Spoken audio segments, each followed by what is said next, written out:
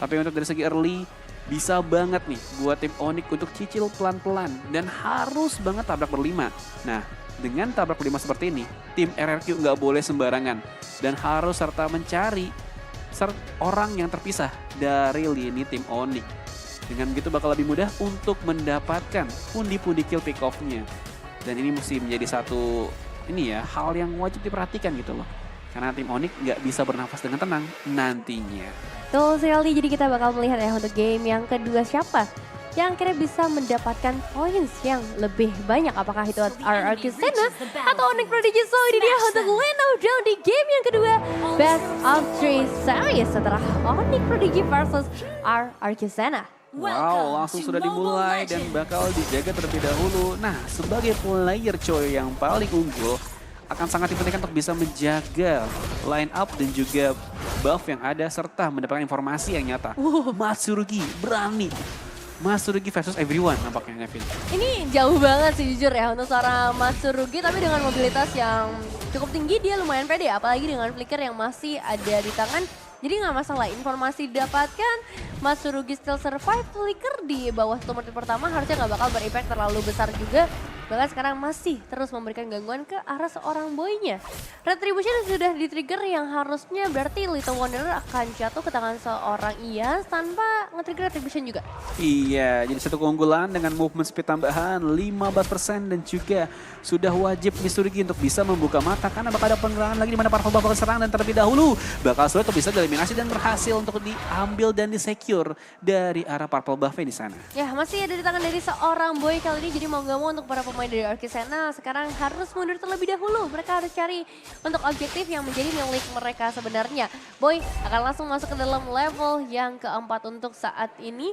Dan priority mereka mungkin bisa menuju ke arah gold lanernya juga. Dengan adanya seorang one-one ini bakal butuh banyak bantuan untuk nanti bisa memecahkan weakness points-nya. Betul, apalagi dengan weakness finder ya yang bisa memberikan slow 90% dan juga 50% attack speed yang dikurangi. Ini bakal bahaya banget. Walaupun memang probabilitasnya kecil 20%, tapi dengan attack speed yang sangat kencang dari Inspire, ini bakal dimaksimalin. Dan nampaknya bakal penyerangan di mana Dawn bakal menjadi mata dan juga pengalian aja karena masih ada turtle yang bisa diambil, Nevin. Ya harusnya bakal begitu tebal ya dari seorang Dawn, nggak akan bisa termeltdown dengan cepat, apalagi Lancelot di arah early juga nggak terlalu banyak dari segi damage yang bisa dihasilkan. Ia sudah berhasil mendapatkan ke arah turtle-nya, tapi sekarang Boy hampir saja bisa terpick off sedikit lagi dan sepertinya Multi Retorners yang bisa dibukakan namun tetap hilang. First blood jatuh ke tangan seorang Dawn, tapi pertarungan juga terjadi kali ini. Yans harus ikut hilang dan pada akhirnya orange buff menjadi milik dari seorang Dawn. Wow, satu pertukaran antara jungle dan juga jungle, tapi keuntungan tetap dipegang sama tim mereka di sana di mana dia juga mendapatkan turtle beserta adanya orange buff. Dan kalau kita berkaca dari segi emblemnya dari sudut jungle, ini sama-sama pakai Sun Hunter yang lebih mudah untuk bisa mendapatkan item, tapi yang beda adalah dari Lethal Ignition dan juga ada killing spree untuk sustain lebih tinggi ke arah dari tim Lancelot di sana. Ya, memang kadang kalau seorang Fanny dia bakal coba untuk ngincar damage output yang lebih besar dengan skill cable yang dia bawakan juga. Untuk sejauh ini masih dalam kondisi yang cukup aman bagi teman-teman dari Onyx Prodigy dan rotasinya sepertinya udah mulai menuju ke arah satu lane yang diprioritaskan. Tapi ternyata cancel gitu saja, mereka nggak mau terlalu mengambil banyak resiko karena posisi dari para pemain RRQ Senna juga harusnya belum terbaca saat ini. Iya, belum terbaca untuk saat ini ya. Tapi sudah ada lagi pengalihan yang cukup baik di mana Uranus di arah atas bakal menahan Terizla tentunya.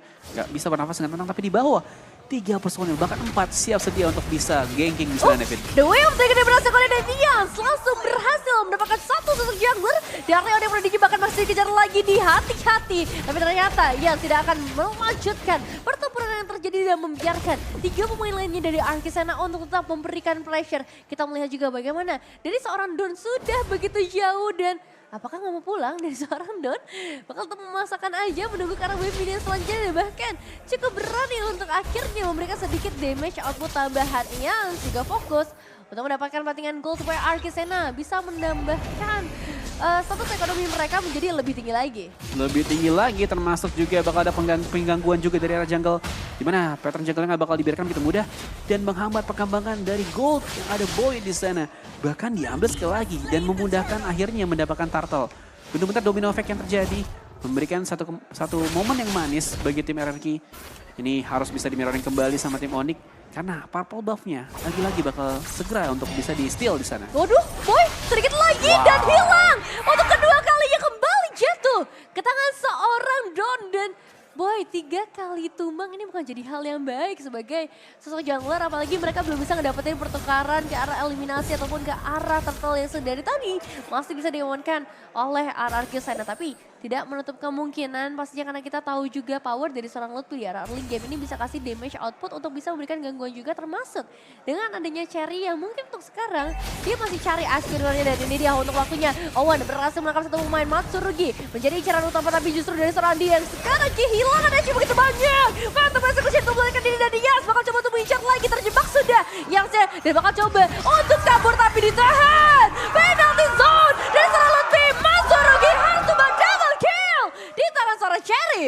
Double kill dan bisa memberikan satu hal yang nyata untuk bisa memberikan serangan balik karena dengan 4 player yang terpisah. Dan juga hanya Uranus di garis depan. Sebenarnya memberikan kebebasan bagi tim RRQ sana. Tapi dengan pick off seperti ini bakal memukul mundur Dawn dan bisa memberikan nafas yang lebih lega bagi tim Onyx di sana. Untuk memegang owning ke arah mapnya. Ini harus dilakukan sih. Dan keputusan yang sangat cepat diambil oleh Lutfi untuk menuju ke teman-temannya ya. Agar bisa tim fight bertabak berlima. Ini jadi satu hal yang bagus.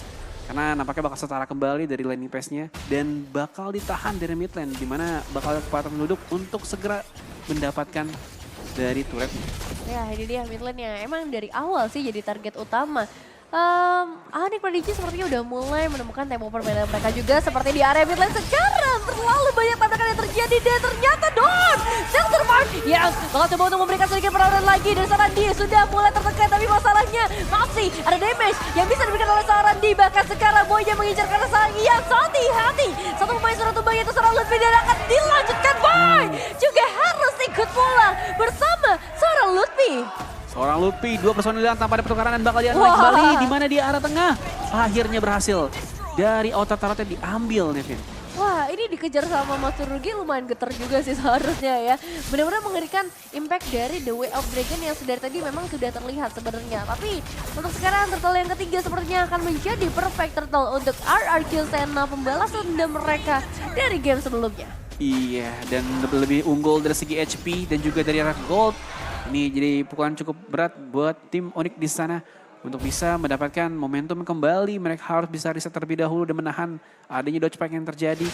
Karena kalau misalnya terpisah seperti ini, ada peluang sebenarnya buat tim Onyx untuk bisa mendapatkan pick off-nya dengan tabrak berlima seperti tadi. Tapi di bawah siap sedia nih untuk bisa mengacak pattern jungle-nya dari tim Onyx. Hingga akhirnya tetap terus ditekan ya dari arah bot lane-nya. Betul, dan mungkin di dalam sana juga nggak boleh terlalu terburu-buru.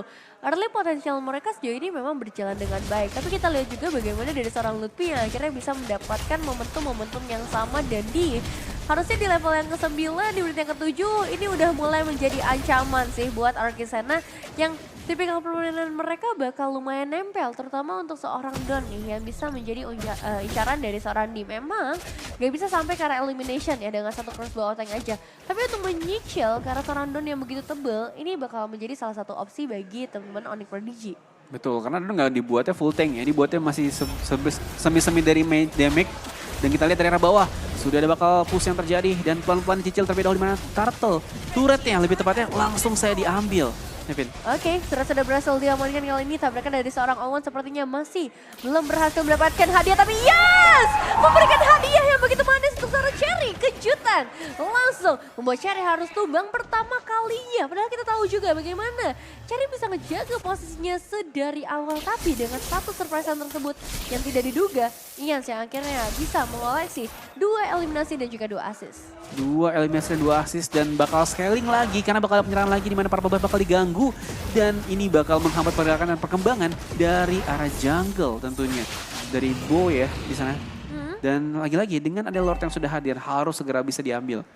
Cuma memang harus dibuka setup terlebih dahulu karena goldnya lagi owning nih ke arah RRQ.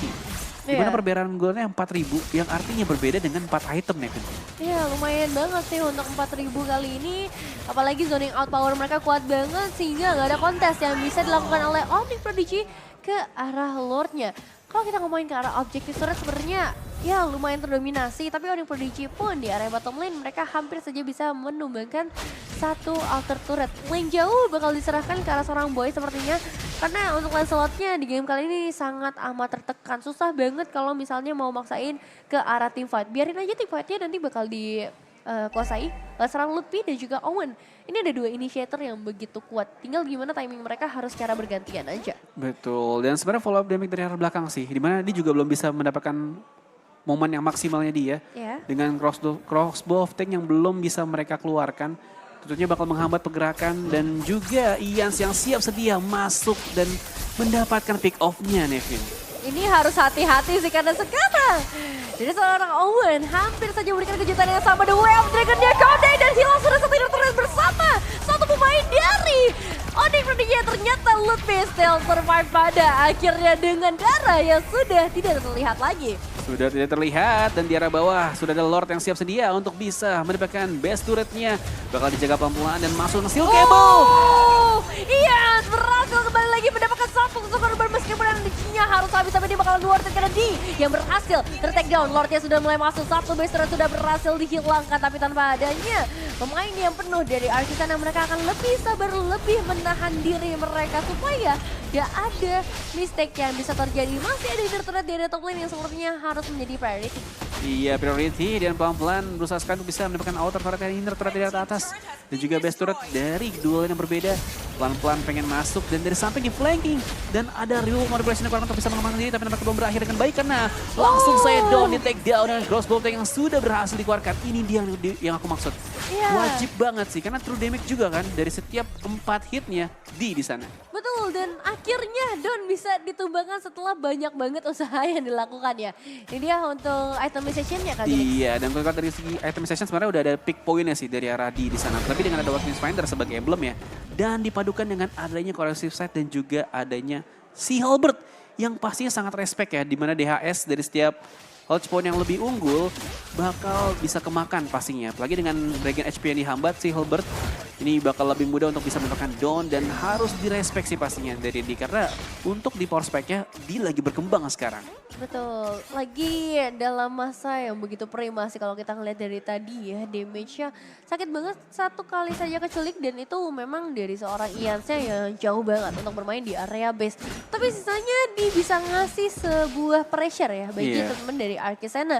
Goldnya lumayan stagnan di sekitar angka 5.000-an. Tadi sempat sampai ke arah 6.000 tapi dibaleskan lagi oleh teman-teman dari Onyx Prodigy. Dan untuk Lord kali ini, Lord yang sudah ter-enhance akan menjadi satu faktor yang cukup besar buat Archisena.